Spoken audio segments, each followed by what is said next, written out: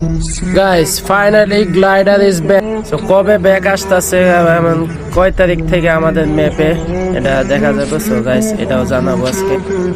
So guys আমরা চলে এসেছি গেমের ভিতরে। সো গাইস দেখতে পাচ্ছ গেমে আসার পরে এরকম ম্যাপ করে থাকতে দেখা যাবে স্কিল হিসাবে এটা দেখাবো। সো ওই যে গ্লাইডারটা করে এসেছে, সো আমরা এখন গ্লাইডারটা নিব আর ইউজ করে দেখাবো যে কিরকম। সো গাইস আমরা এসেছি পিকের সাথে। সো এখান থেকে গ্লাইডার আমরা অ্যাক্টিভ করলাম, দেখি আমরা কত যেতে পারি।